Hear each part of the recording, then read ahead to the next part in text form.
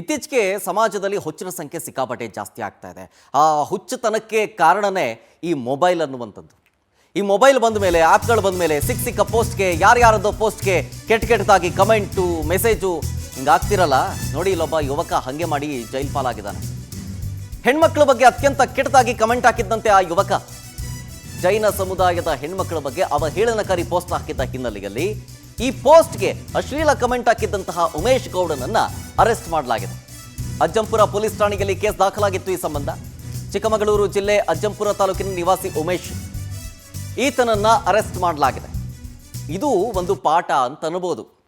ಈಗ ಯಾರ್ಯಾರೋ ಈ ಧರ್ಮಸ್ಥಳ ಕೇಸ್ ಬಂದ ಮೇಲಂತೂ, ಜೊತೆಗೆ ಡಿಬೋಸ್ ಆತನ ಕೇಸ್ ಬಂದ ಮೇಲಂತೂ ಸಿಕ್ಕಾಪಟ್ಟೆ ಅವಹೇಳನಕಾರಿಯಾಗಿ ಕಮೆಂಟ್ ಮಾಡೋದು, ಬೈಯೋದು, ನಾನಾ ರೀತಿಯ ಕಮೆಂಟ್ಸ್ಗಳನ್ನು ಹಾಕೋದು, ಪರ್ಸ್ನಲ್ ಆಗಿ ಮೆಸೇಜ್ಗಳನ್ನು ಹಾಕೋದು, ಹೀಗೆಲ್ಲ ಮಾಡ್ತಾ ಇದ್ದಾರಲ್ಲ. ಒಂದು ಮುಂದೆ ಬರುವಂಥ ಜನ್ರೇಷನ್ಗೆ ಈಗೇನು ಸಮಾಜ, ವಿಜ್ಞಾನ, ಗಣಿತ ಅಂತ ಸಬ್ಜೆಕ್ಟ್ ಇಡ್ತಿರೋ, ಕಾನೂನೊಂದು ಒಂದು ಪುಸ್ತಕ ಇಡಬೇಕು, ಕಾನೂನೊಂದು ಒಂದು ಪಾಠ ಹೇಳಬೇಕು, ಸಮಾಜದಲ್ಲಿ ಹೆಂಗೆ ನಡ್ಕೋಬೇಕು ಅಂತ. ಈಗ ಆಲ್ರೆಡಿ ಇದ್ದಾರಲ್ಲ, ಇವ್ರ ಮಕ್ಕಳಲ್ಲ ಇವರು, ಆಮೇಲೆ ಹಂಗಂತ ದೊಡ್ಡವರು ಅಲ್ಲ, ಮಧ್ಯದಲ್ಲಿರೋರು ಇವರು. ಸೊ ಇವ್ರನ್ನ ಹದಕ್ಕೆ ತರಬೇಕು, ಹತೋಟಿಗೆ ತರಬೇಕು ಅಂತಂದರೆ ಈ ವಿಚಾರಕ್ಕೆ ಸಂಬಂಧಪಟ್ಟಂತೆ ಸರ್ಕಾರ ಗಂಭೀರವಾಗಿ ಪರಿಗಣಿಸಿ ಇದಕ್ಕೊಂದು ಕಾನೂನು ತರಬೇಕು.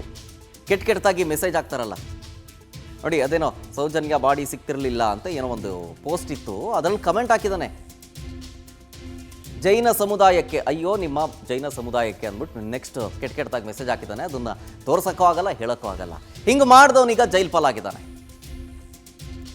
ಡೀಟೇಲ್ಸ್ ಕೊಡ್ತಾರೆ ಇದ್ರ ಬಗ್ಗೆ ನಮ್ಮ ಪ್ರತಿನಿಧಿ ಸಚಿನ್ ಶೆಟ್ಟಿ ಫೋನ್ ಸಂಪರ್ಕದಲ್ಲಿ. ಸಚಿನ್, ಇತ್ತೀಚೆಗೆ ಕೆಟ್ಟ ಮೆಸೇಜ್ಗಳು, ಕಮೆಂಟ್ಸ್ಗಳನ್ನು ಹಾಕೋ ಸಂಖ್ಯೆ ಜಾಸ್ತಿ ಆಗಿದೆ. ಸೊ ಹಾಗಾಗಿ ಈ ಉಮೇಶ್ ಗೌಡನ ಪ್ರಕರಣ ಮಾದರಿ ಅಂತ ಅನ್ಸುತ್ತೆ ಇನ್ನುಳಿದವರು ಎಚ್ಚೆತ್ಕೊಳ್ಳೋದಕ್ಕೆ.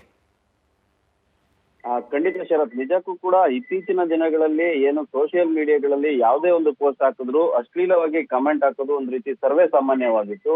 ಆದ್ರೆ ಇದಕ್ಕೆ ಎಲ್ಲೋ ಒಂದ್ ಕಡೆ ಇತಿಶ್ರೀ ಆಡೋ ಒಂದು ನಿಟ್ಟಿನಲ್ಲಿ ಚಿಕ್ಕಮಗಳೂರು ಪೊಲೀಸರು ಒಂದ್ ರೀತಿ ದಿಟ್ಟ ಹೆಜ್ಜೆ ಇಟ್ಟಿದೆ ಅಂತ ಹೇಳಿದ್ರೆ ತಪ್ಪಾಗ್ಲಿಕ್ಕಿಲ್ಲ.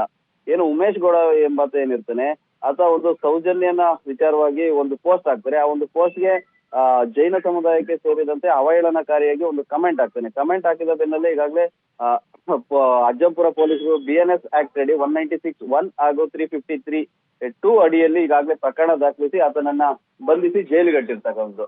ಇದೇ ರೀತಿ ಪ್ರತಿಯೊಬ್ಬರು ಕೂಡ ಯಾರೆಲ್ಲ ಸೋಷಿಯಲ್ ಮೀಡಿಯಾಗಳಲ್ಲಿ ಅವಹೇಳನಕಾರಿ ಪೋಸ್ಟ್ ಗಳು ಹಾಕ್ತಾರೆ ಅವ್ರ ಮೇಲೆ ಈ ರೀತಿ ಕ್ರಮ ಕೈಗೊಂಡ್ರೆ ಮುಂದಿನ ದಿನಗಳಲ್ಲಿ ಇಂಥ ಒಂದು ಅವಹೇಳನಕಾರಿ ಪೋಸ್ಟ್ ಗಳು ಹಾಕೋದು ಕೂಡ ಕಡಿಮೆ ಆಗುತ್ತೆ. ಜನರಲ್ಲಿ ಒಂದ್ ರೀತಿ ಭಯ ಬರುತ್ತೆ. ಅಷ್ಟೇ ಅಲ್ಲದೆ ಪೊಲೀಸರ ಮೇಲೆ ಒಂದ್ ರೀತಿ ನಂಬಿಕೆನೂ ಕೂಡ ಹೆಚ್ಚಾಗುತ್ತೆ ಅಂತಾನೆ ಹೇಳ್ಬೋದು. Okay, thank you Sachin ಡೀಟೇಲ್ಸ್ಗಾಗಿ.